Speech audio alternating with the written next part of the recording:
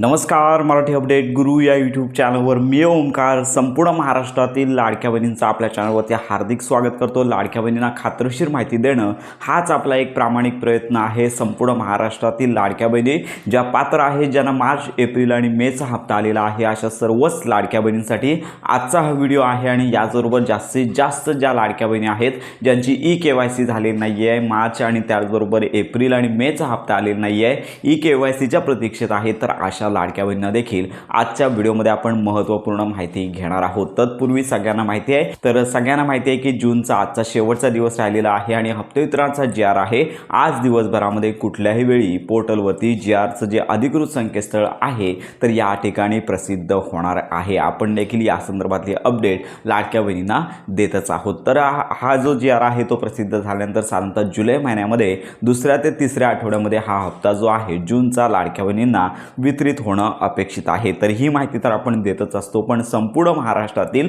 ज्या लाडक्या बहिणी आहेत ज्यांना मार्च, एप्रिल आणि मेचा हप्ता आलेला नाही आहे, त्याचबरोबर नोव्हेंबरपर्यंत हप्ते आले, त्यानंतर नोव्हेंबर, डिसेंबर नंतर ई-KYCची अट लागू झाली।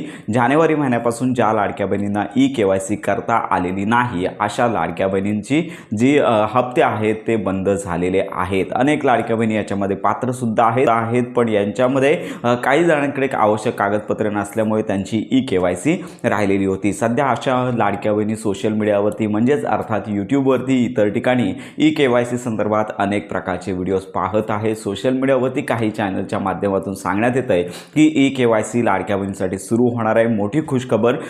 तर संपूर्ण महाराष्ट्रातील ज्या लाडक्या बहिणींची KYC राहिलेली आहे अशा सर्वच लाडक्या बहिणींना मी सांगू इच्छितो की यूट्यूबवरती जर चॅनलच्या माध्यमातून सांगत असू तर लक्षात घ्या की त्यामध्ये तथ्यता असणे महत्त्वाचं आहे। म्हणजेच काय, एकतर शासन निर्णय असला पाहिजे किंवा मंत्री, त्यानंतर आदिताई तटकरे यांची देखील घोषणा असणं गरजेचं आहे। यांची घोषणा होत असेल तरच या संदर्भातली पुढची पावलं आहेत ती उचलली जाऊ शकतात। परंतु लक्षात घ्या की मुख्यमंत्री आहेत तर यांचं तुम्ही स्टेटमेंट पाहिलंच असेल, त्यांनी स्पष्ट सांगितलेलं आहे की ज्या लाडक्या बहिणींनी डिसेंबरपर्यंत ई-KYC केली नाही आहे, साधारणतः 5 ते 6 महिन्यांपर्यंत त्यांना आम्ही ई-KYCसाठी मुदतवाढ दिली होती, याच्यामध्ये त्यांचे काही ना काहीतरी निकषांमध्ये बसत नाही आहेत अशा प्रकारचे त्यांनी वक्तव्य केलं आणि त्यामुळे त्यांनी ई-KYC केले नाही आहे। त्यामुळे सध्या तरी ई-KYCचा ऑप्शन अजून उपलब्ध झालेला नाही अशा प्रकारचं त्यांचं वक्तव्य आहे। मंत्री आदिताई तटकरे यांनी देखील अजून ई-KYC सुरू करण्यासंदर्भात कुठल्याही प्रकारची घोषणा केली नाही आहे। त्यामुळे संपूर्ण महाराष्ट्रातील लाडक्या बहिणींना आता आपण व्हिडिओ बनवतोय तोपर्यंत तरी